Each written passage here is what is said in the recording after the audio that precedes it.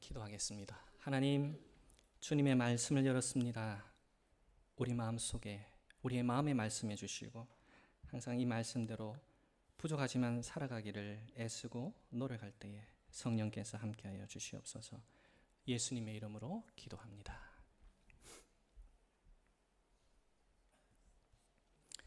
이 이미지를 처음 본 순간을 저는 결코 잊지 못합니다.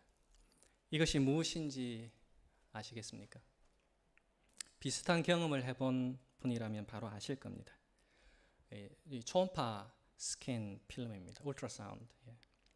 사실 큰딸의 첫 초음파 스캔 사진입니다. 제가 미리 양해를 구했습니다. 그리고 요즘 설교가 녹화가 되기 때문에 제가 실명을 거론하지는 않겠습니다. 교우들께서 상상하실 수 있듯이 첫 딸이 엄마 뱃속에서 자라고 있는 모습을 보는 것은 저와 아내에게 큰 기쁨이었습니다. 저와 아내는 첫 딸의 성장에 대해 얼마나 흥분했는지 아직도 기억합니다. 초음파 스캔을 위해 산부인과를 방문할 때마다 의사는 이렇게 초음파 사진을 보면서 이렇게 사이즈를 메저먼트를 하더라고요. 그래서 아기의 다리는 2cm, 머리는 3mm 자랐습니다. 이렇게 말해 주었습니다. 저와 아내는 서로 웃으면서 자기야 2cm래 2cm 아니 뭐 3mm라도 아주 만족스러웠습니다. 아이가 얼마나 많이 성장했는지는 중요하지 않았습니다. 중요한 것은 계속 자라가고 있다는 점이었습니다. 성장은, 자라감은 삶의 필수 척도 중 하나입니다. 마찬가지로 이 자라가기, growing은 교회에서도 필수적입니다. 왜냐하면 하나님께서 그리스도를 교회의 머리, 헤드로 주셨기 때문입니다. 예수님이 이미 온 우주를 충만케 하셨기 때문입니다. 그 결과 우리는 그리스도의 몸이 되고 그분을 닮아가도록 부르심을 받았습니다. 우리는 그리스도 안에서 새로운 사람, New Humanity, 새로운 사람일 뿐만이 아니라 하나님의 교회의 새로운 가족이고 새로운 지체이기 때문입니다. 그래서 오늘은 이 자라가기라는 주제로 우리 맥쿼리 앵글리칸의 이 DNA를 점검해 보고자 합니다. 우리 교회는 어떤 방향으로 자라가야 할까요? 어떻게 계속 자라갈 수 있을까요? 또 하나님께서는 우리가 계속 자라가도록 어떤 도구, tools를 우리에게 주셨을까요? 첫 번째는 우리 이 성경적 교회, 하나님의 교회는 예수님을 향한 분명한 방향으로 자라갑니다. 제가 이 growing, 이 성장에 대해서 이야기할 때에 사람들은 당연히 자기 자신을 위한 것이라고 받아들입니다.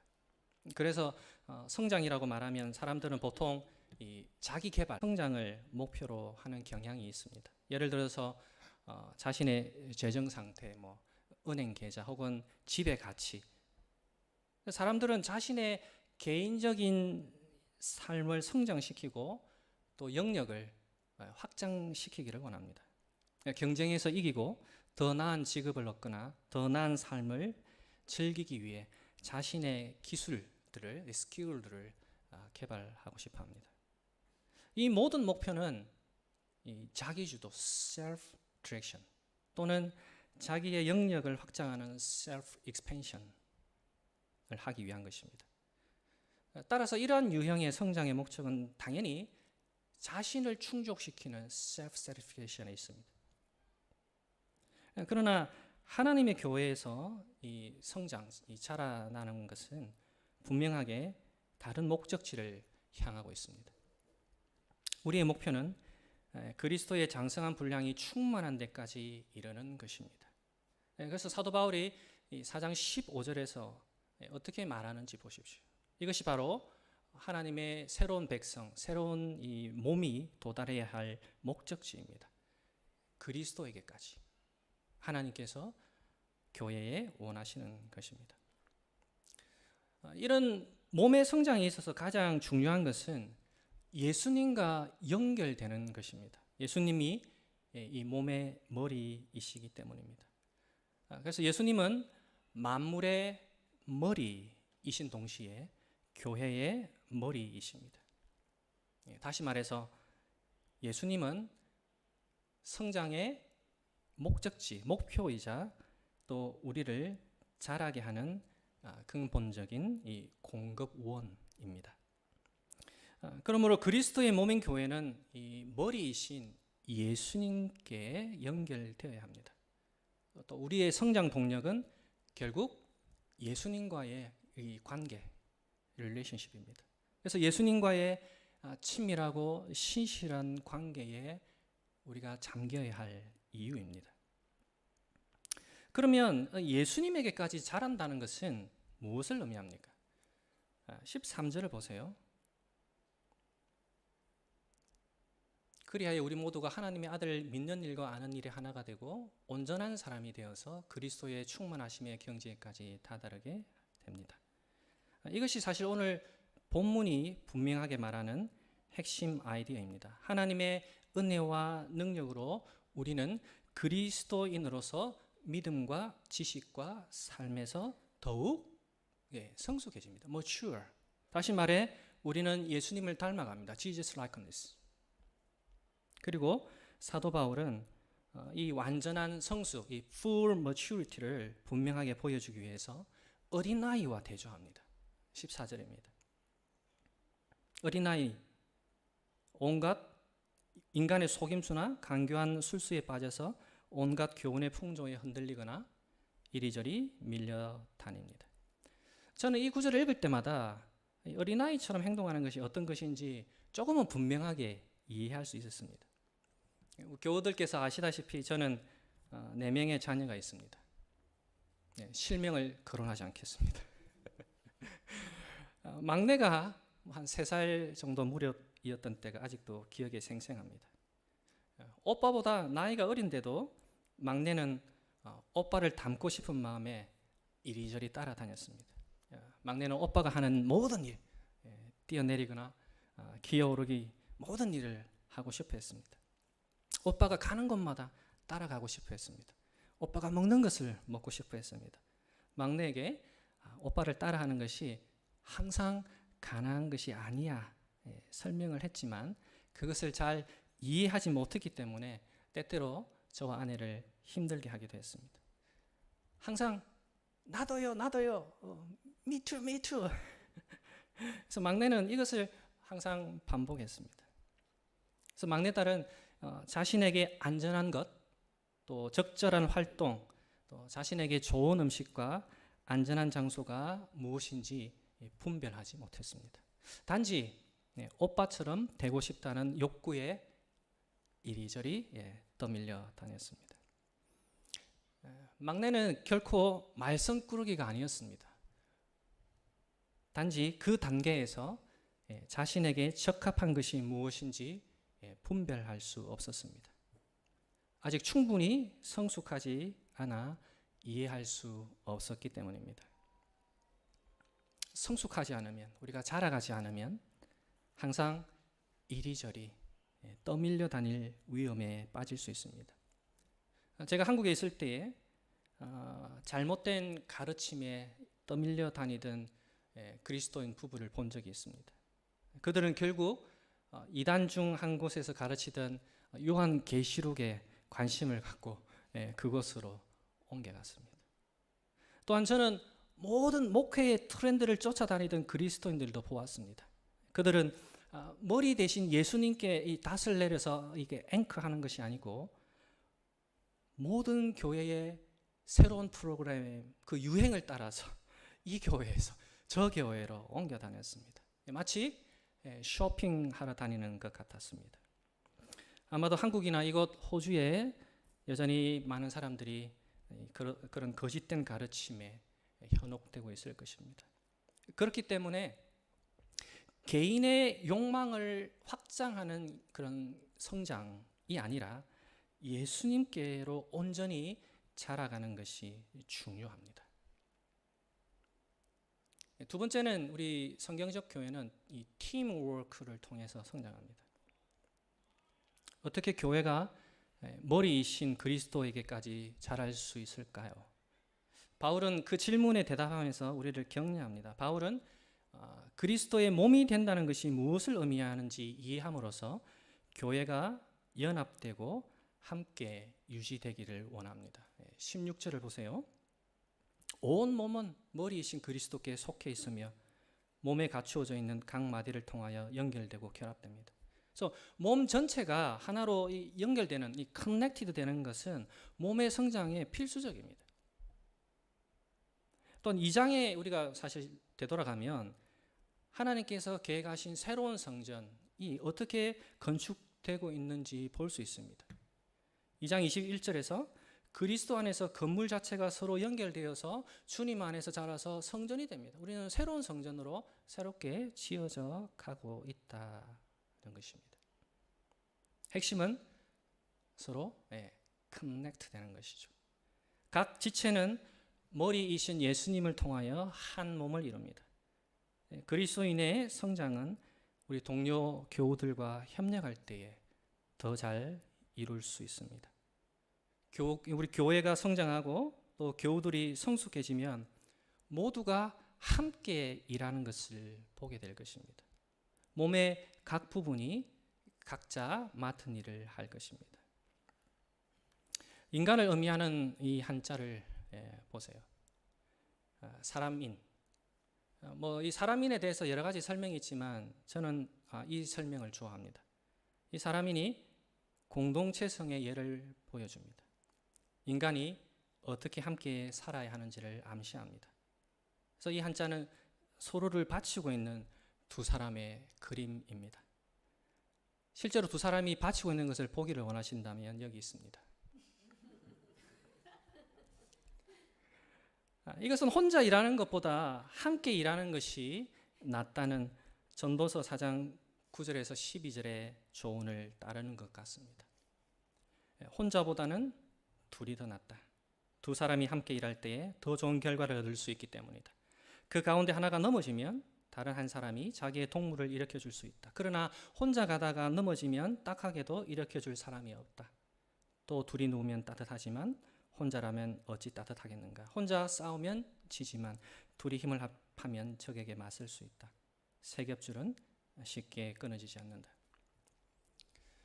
사랑하는 교우 여러분, 우리는 오늘 한 가지를 우리 마음속에 분명히 새겨야 합니다. 성경적인 방식으로 성장하는 것은 개인 차원의 자기 개발에 관한 것만이 아닙니다. 개인적인 성장은 하나님께서 교회의 충만함을 위해 계획하신 변화의 시작, 비기닝 포인트에 불과합니다. 지난주에 말씀드린 것처럼 우리가 일생 동안 하는 여행 중에서 가장 먼 여행은 어디부터 어디라고요? 머리에서 가슴까지의 여행입니다. 그러나 또 다른 도전이 있습니다. 그것은 가슴에서 우리의 손과 발까지의 여행입니다. 우리가 믿는 것을 실천하는 것은 더욱 어렵습니다. 그래서 저는 이렇게 표현하고 싶습니다.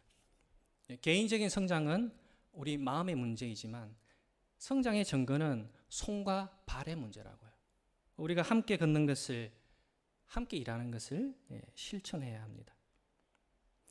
아쉽게도 그리스도 안에서 자라가는 우리의 마음이 진짜인지 아닌지는 우리가 맺고 있는 관계 속에서, 또 살고 있는 지역사회에서, 일하고 있는 일터에서, 그리고 교회에서 실천하기 전까지는 확신할 수 없습니다. 우리의 믿음이 사랑의 행동으로 전환되는 것은 우리가 서로 떨어져서 자신의 일을 얼마나 잘 하는가가 아니라 공동체에서 부딪히면서 함께 얼마나 잘 협력하는지로 나타납니다.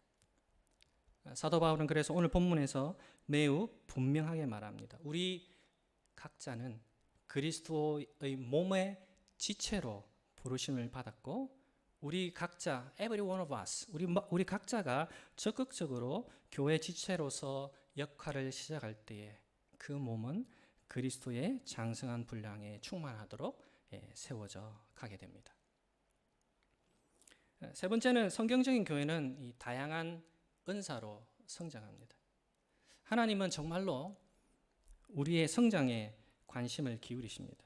그리스도의 몸의 성장을 위해 우주의 머리이신 예수님은 두 종류의 은사를 주셨습니다. 개인적 차원과 공동체적 차원을 위한 은사입니다. 7절을 보세요.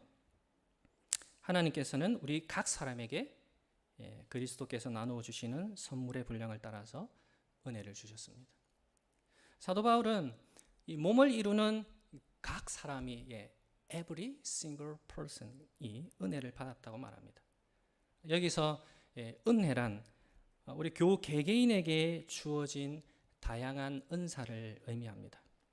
그래서 바울은 실제로 로마서 12장 6절에서 8절 또 고린도전서 12장 8절에서 10절에서 다양한 은사를 열거합니다. 그러나 때때로 이러한 은사는 오해를 불러일으키기도 합니다. 그래서 성장의 개념처럼 우리는 은사를 개인적인 차원, 퍼스널한 것으로만 생각하는 경향이 있습니다. 이는 결국 자기 중심적인 반응으로 이어질 수 있습니다. 솔직히 저도 저의 은사를 저 자신의 삶을 확장하는 데 사용하고 싶은 유혹을 받기도 합니다. 아마 저뿐만이 아닐 겁니다. 우리가 사는 세상에서 다양한 예를 볼 수 있습니다. 은사를 가진 많은 사람들이 하나님께서 주신 은사를 자신만을 위해 사용합니다. 더 많은 돈을 법니다. 더 많은 힘을 얻습니다. 자신의 명성과 인기를 높입니다. 더 많은 팔로워들을 온라인에서 거느립니다. 자신을 위한 이익만을 생각합니다. 하지만 교우 여러분, 여러분과 저, 우리 맥콜 앵글리칸에 속한 모든 사람은 하나님께 받은 미션을 함께 수행 중입니다. 우리는 단지 성공의 교단에 속한 사람들이 아닙니다. 우리는 기독교 신앙을 공통으로 가진 단순한 친구 그룹도 아닙니다. 그 이상입니다. 우리 모두는 하나님께로부터 사명을 받았습니다. 그것이 제가 오늘 이야기하고 싶은 것입니다. 예수님께서 모든 사람에게 다양한 은사를 주신 이유를 기억해야 합니다.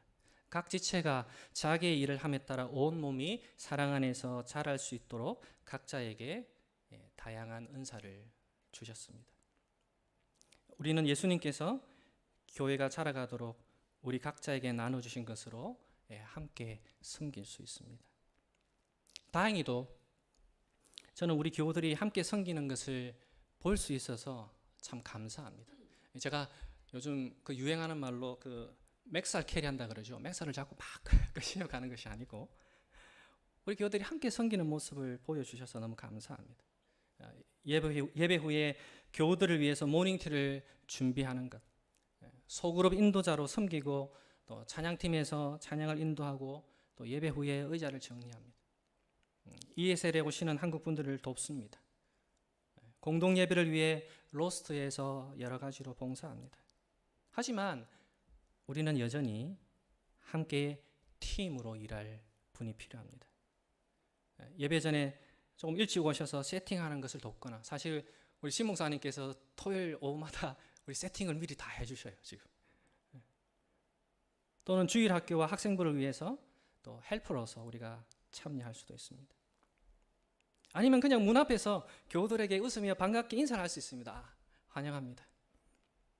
제가 사실 이 이야기를 할까 말까 망설였는데 지난주에 제가 설교를 하면서 우리 교우들 표정을 이렇게 봤는데 제가 뭔가를 상당히 잘못하는 것처럼 느끼게 만드셔요. 그래서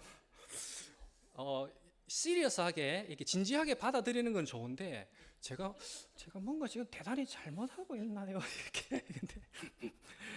그래서 우리가 누가 그걸 얘기해주기 전에 잘 모르는 것 같아요. 저도 이제 한 번씩 우리 회의할 때 좀 어려운 이런 도전적인 챌린지가 있으면 저도 모르게 이렇게 하는 게 있었는데 신무사님이 한번 얘기해 주시더라고요. 저는 몰랐는데. 그러니까 누가 이렇게 얘기를 해줘야 알아요. 그래서 제가 분명히 뭔가 잘못하고 있는 게 아닌데 표정이 그래서 이제 근데 어쨌든 우리가 이 그리팅하는 분들도 필요하죠. 그래서 웃으면서 반갑게 우리 교회에 오신 또 교우들을 환영 인사를 할 수도 있습니다. 그래서 그것이 무엇이든 간에 그것이 우리 사명의 일부, 하나님께서 우리에게 주신 사명의 일부, 성장하는 예수님의 제자라는, 우리가 계속 성장해 가야 한다는 그 사명의 일부라는 것을 기억하셔야 합니다. 그래서 베드로는 이것을 베드로전서 4장 10절에서 분명하게 말합니다. 각 사람은 은사를 받은 대로. 그리고 이 은사를 사용하는 데는 제한이 없습니다. 우리는 예수 그리스도의 몸을 세우기 위해서 지역교회 또 직장, 학교에서 주신 은사를 사용할 수 있습니다. 그리고 우리가 받은 은사는 예수님의 승리를 축하하고 기뻐하기 위해 나누어 주신 전리품이라는 사실 때문입니다. 우리는 예수님의 은혜를 반영하기 위해 우리가 받은 선물을 사용해야 합니다. 8절에서 10절인데요. 조금 설명이 필요한데, 그러므로 성경에 이르기를 그분은 높은 곳으로 올라가셔서 포로를 사로잡으시고 사람들에게 선물을 나누어 주셨답니다. 악한 영들과의 전쟁에서 하나님께서 승리하시고 예수님께서 승리하시고 그들을 포로로 잡으셨다는 거예요. 그런데 그분이 올라가셨다는 것은 먼저 그분이 땅의 낮은 곳으로 내려오셨다는 것을 말하는 것이 아니고 무엇이겠습니까? 하늘로 올라가신 그분이 바로 이 땅에 오신 성육신하신 예수님이라는 뜻이죠. 그래서 바울이 우리에게 무엇을 말하고 있는지 이해하시겠습니까? 사도 바울은 교회에 주어진 은사를 예수 그리스도의 승리와 연결시킵니다. 그 승리는 하나님을 대적하는 이 반역적인 영적 세력을 이기시고 부활하시고 성천하신 예수님을 통해 증명됩니다. 바로 복음의 핵심 메시지입니다. 더 나아가서 사도 바울은 교회에 각종 은사를 주신 분이 지금은 승천하신 성육신하신 예수님임을 분명히 밝히고 있습니다. 두 번째로 이 예수님은 사실 교회가 자라도록 돕기 위해 복음의 일꾼들을 주셨습니다.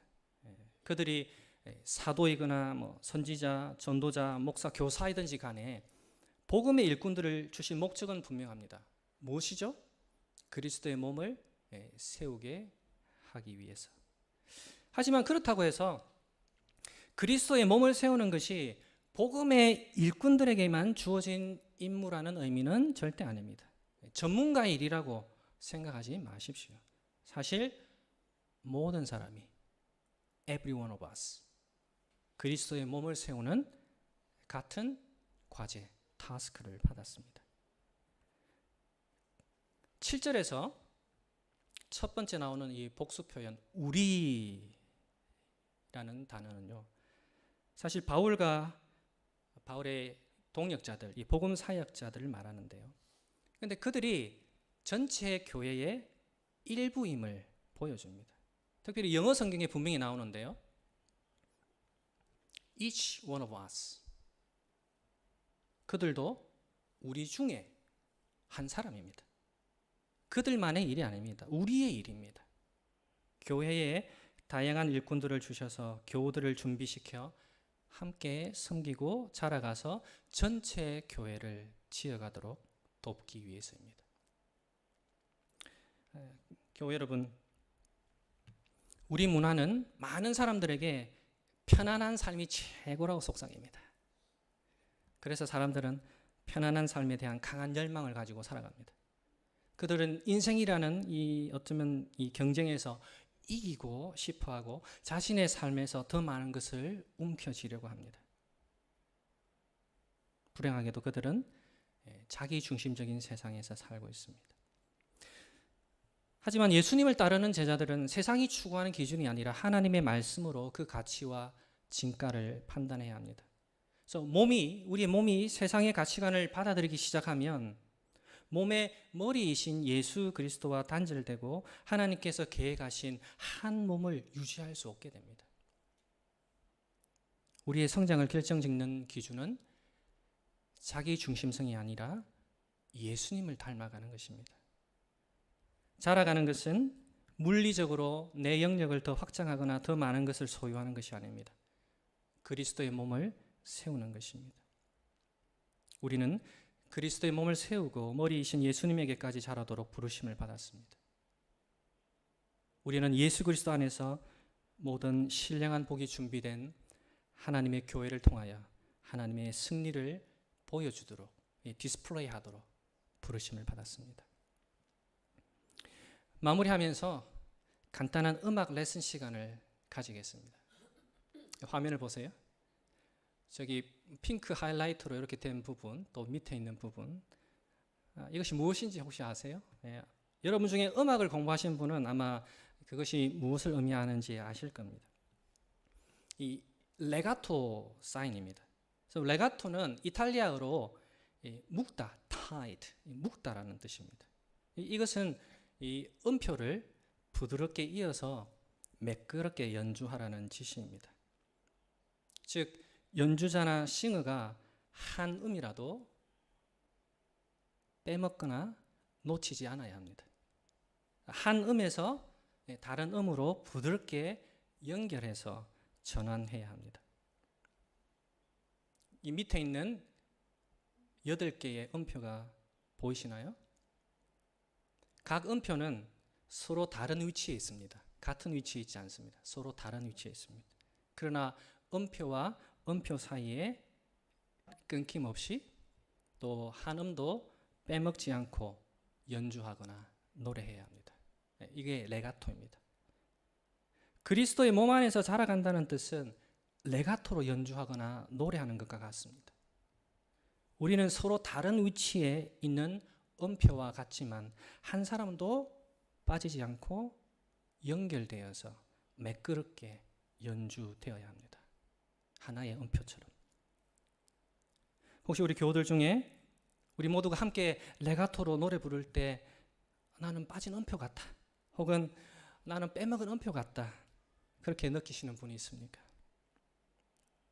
여러분은 서로 이어져 조화롭게 연주되어야 하는 이 레가토의 음표임을 기억하시기 바랍니다. 함께 자라가면서 지어져 가시기를 주님의 이름으로 축원합니다. 기도하겠습니다. 좋으신 하나님 감사합니다. 오늘 에베소서의 말씀을 통해서 우리가 어떤 방향으로 어떻게 함께 세워져 가고 하나님의 새로운 성전으로 지어져 가고 있다는 사실을 기억하게 하셔서 감사합니다. 우리의 마음을, 우리의 환경을 하나님께서 주장하셔서 오늘 말씀의 그런 도전들을 조금 더 생각하면서 올 한 해를 열심히 또 주님의 인도하심을 쫓아 살아갈 수 있도록 도와주시옵소서. 예수님의 이름으로 감사하며 기도드리옵나이다. 아멘.